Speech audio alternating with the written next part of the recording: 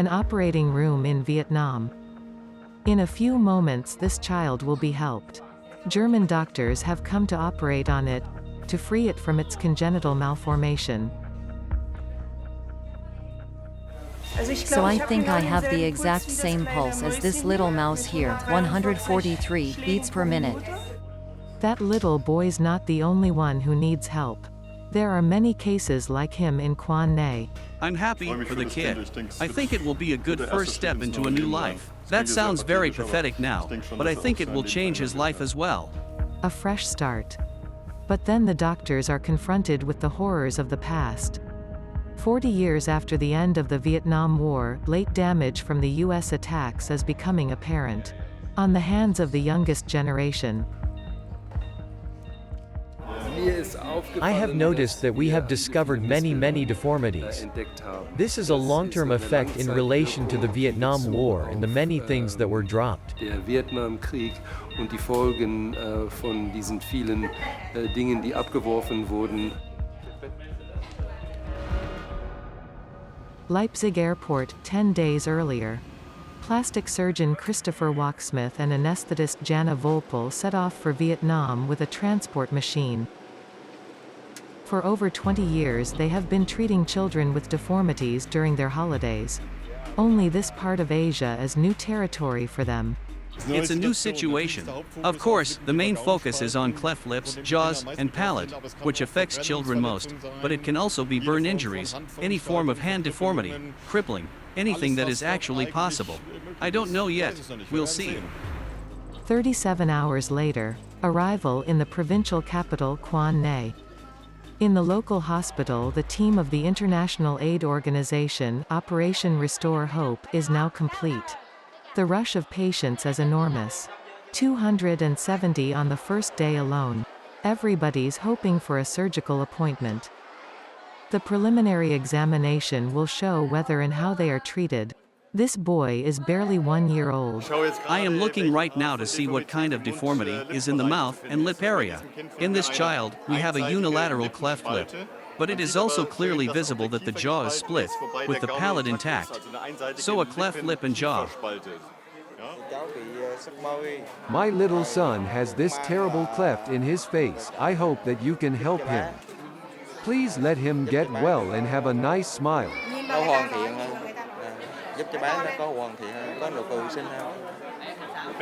The baby can't eat.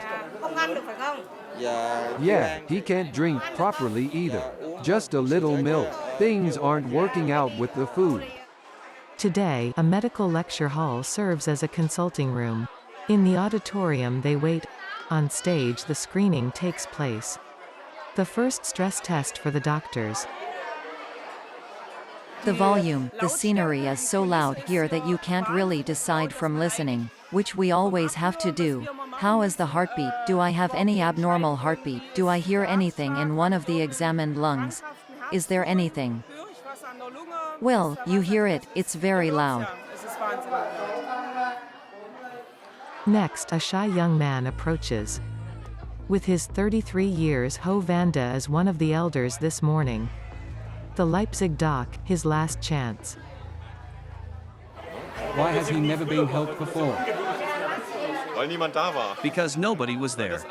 Because these are simply cases, also from the hinterland, which of course have no chance of medical care and which simply live there, and it is mostly foreign organizations which can then perhaps give help, because the medical system here is also overtaxed.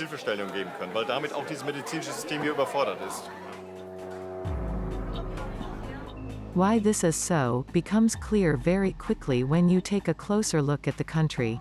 About 60% of the Vietnamese population works in agriculture. Although Vietnam is the third largest rice exporter in the world, the workers' wages are usually less than €5 a day. An environment in which Ho Vanda, the patient of Dr. Wachsmuth, also lives. He never made a dime for a surgery. But now he can hope. I dream that the doctors operate on me so that I have a smile. So that I am not so ugly and that one day a woman will marry me. His mountain village lies far away, in the middle of the jungle. In the village he is regarded as an oddball. I don't like talking to people. I'm not comfortable with this. But hopefully when I have surgery, I'll look like a normal person. Then I only wish for my own family and children.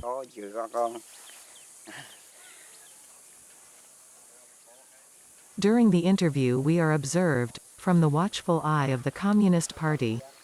The state wants to know what its citizens are doing, but is not bothered by the poverty in which they live. Ho Vanda lives with the family of his brother in a simple bamboo hut. Their parents died when they were children. When Mrs. Ho makes fires, she burns plastic bags. This could also be a cause for the deformities. Everyone seems overwhelmed by the situation. I could never attend school myself. And then I have a little brother like that. I've done all kinds of work to get him through. Plus, he's so shy about meeting people. I really don't know what to do anymore, so that my brother can make friends in the village. I just don't know how to help him anymore. And all the time I see him suffering. Our food was never enough either. I've always made too little money to treat him. But now he is finally to be helped. After 33 years. The journey to the provincial capital takes 4 hours. Never before have the two of them been so far away from their village. Their way leads through the mountains of Di Cha, a region where the Vietnam War became an apocalypse. From 1962 the U.S. troops sprayed tens of millions of liters of the plant poison, Agent Orange. The aim was to deprive the enemy Vietcong of their food and cover in the jungle. The poison has permanently contaminated the soil. Now, 44 years after the end of the war, the doctors of the relief mission are confronted with the consequences.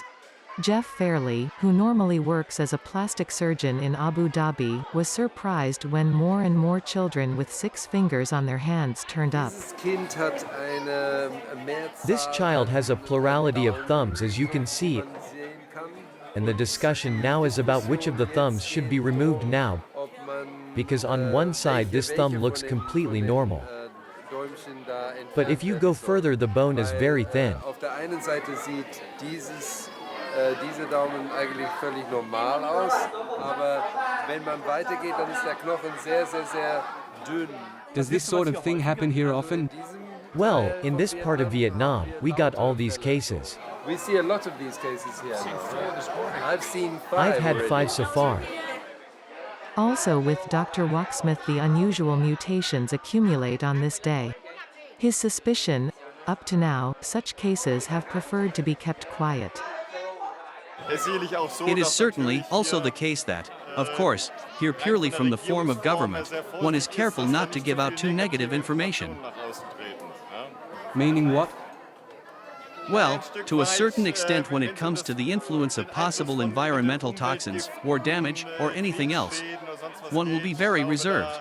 But this is very, very speculative.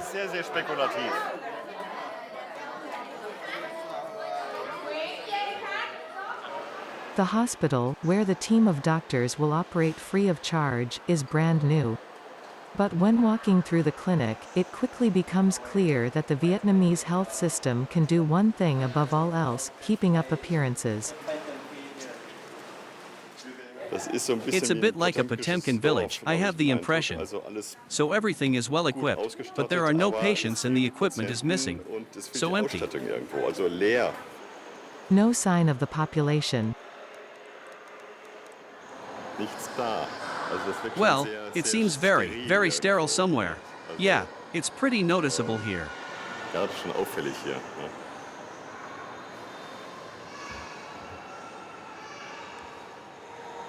And then, behind a door, the whole pride of the communist system, the revolutionary, in gold, built like an altar. It's the Ho Chi Minh. Vietnam has been reunited for over 40 years. Since then, the Communist Party has ruled and is almost religiously revered. What does it say? Long live the glorious Communist Party of Vietnam forever. So it is only because of the Socialist Party that Vietnam lives forever. The next morning, right before surgery. One member of the medical team in particular is familiar with socialist working conditions. Jana Volpel was trained in a country where improvisation was a virtue. I come from the DDR and these are my devices, with which I also worked at the beginning. I feel a little bit at home here because, as I said, I have been working with it for a long time and I am also the only one who works on this device. Christopher Wachsmuth also has to prepare his workplace first. He has been a volunteer for over 20 years. Handicrafts are actually always part of it. This is a normal cradle that we convert into an operating table, and therefore it wobbles quite a bit because it is mounted on normal rollers. I can't lock them, so I have to improvise a bit and see if I can somehow stop the rolls so that I have a calm situation afterwards and don't have to operate on a rolling table. The first case this morning is 1-year-old Xiong Min Njot. The little boy has a cleft lip and palate, often referred to in the vernacular as a wolf's tongue. I first make the graphic planning, so that when I tinker it apart, then I know which point comes to which point in order to be able to give the whole thing a form. But it's more than plastic surgery. The operation is vital.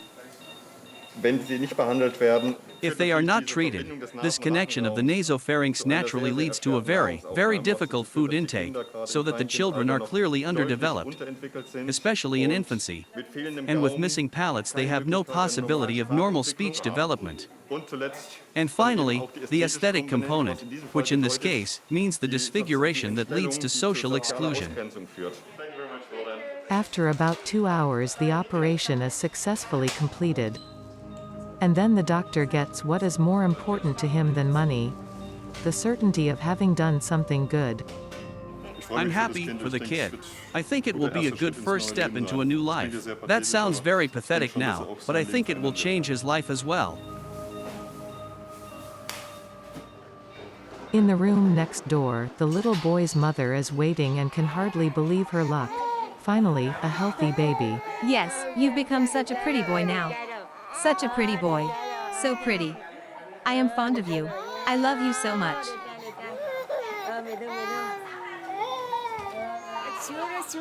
I'm so happy. I thank you. I thank the team for helping my child. He looks much nicer now. For the doctors it continues without a break afterwards. Next up is a hand operation. The first of many today. What struck us extremely during this screening, when we saw all these patients yesterday, how many of these malformations we saw, which is extraordinary and really striking. I have not seen so many accumulations of these similar deformities in all these years. It is, simply put, the genetic consequence of the Vietnam War, triggered by a plant poison.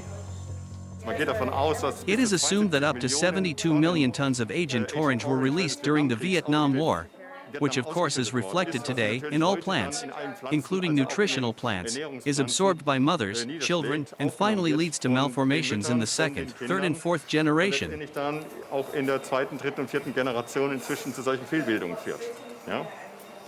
And now we want to remove the part that is not needed, that is not really mechanically functional, in order to at least ensure a better mechanics of the hand. Science now assumes that the various malformations can occur for up to 12 generations. Hundreds of thousands are already affected. Unusual in Vietnam is the handling of the amputated thumbs of small patients. It seems that the separation is difficult. In the respective countries, we usually, and this sounds a bit grotesque, give little amputation fingers or extremities to the parents, because it can be partly, depending on the denomination, that the amputee also belongs to the completeness of the person. So you wouldn't just throw it away, without having asked the parents, or without specific reasons.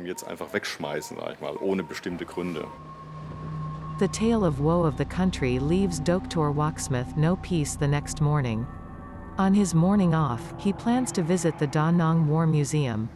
This is where the remains of the extermination campaign are stored. Even the worst weapon is there.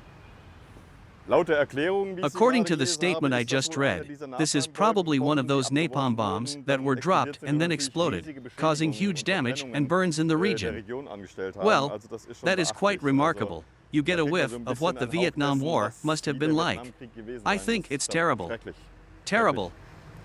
Even though the Americans lost the war, the real losers are the children of Vietnam.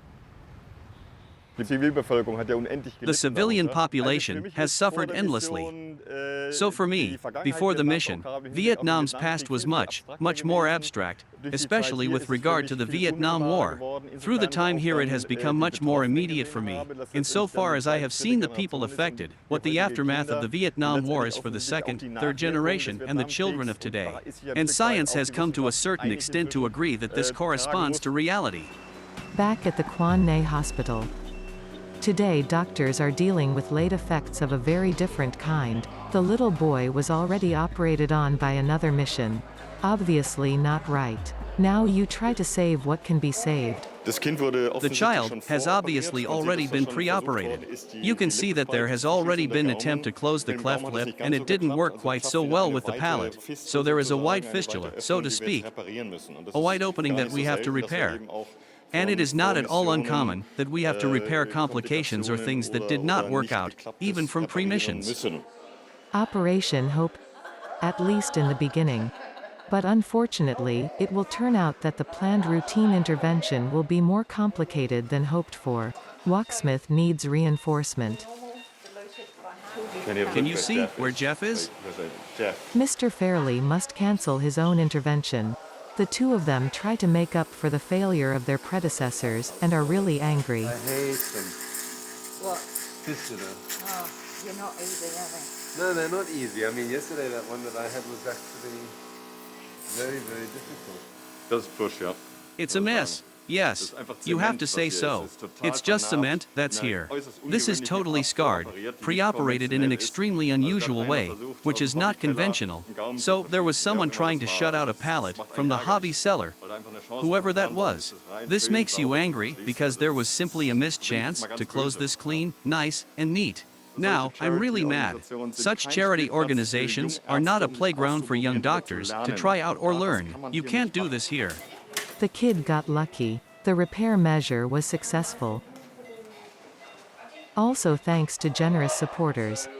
An operation, financed by donations, costs about €250, a sum that the next patient could never have raised. Ho Vanda, the young rice farmer, has his big day today. Will it hurt? Will I be in pain?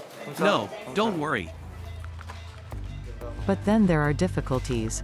The patient, who belongs to an ethnic minority, does not react properly to the anesthesia. His body demands a higher dose.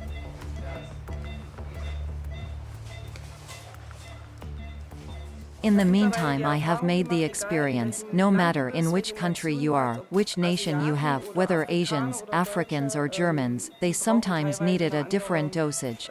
The Asians need a relatively large amount of sleeping pills. I have now given relatively much for the body weight. But that was still not enough, that was now this reaction. His brother, who waits patiently outside, is unaware of the problems. Ho Vanda will quickly forget the anesthetic. After 2 hours it is done. It all worked out fine. I think that A will be functionally good and B will also fit aesthetically well. So I think and hope that he will be satisfied. I think it was worth it for him. How much this intervention was worthwhile becomes clear in the recovery room. A mobile phone serves as an improvised mirror. And Ho Vanda sees a beautiful face for the first time in his life. His own.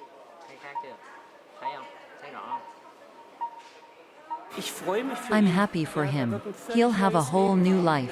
When he is at home, he will suddenly be allowed and able to do things that he has never done. He'll just be able to walk out and come back to life. Nice. Wow. I'm happy for him. Even if the patient is not yet able to show his joy in this way, his doctor can't get out of his smile at the end of the day. It's like having your own kid on your arm. It reminds me of my old days. Nice. In total, 108 small and large patients will be successfully operated on this week. Much reason for joy, on both sides.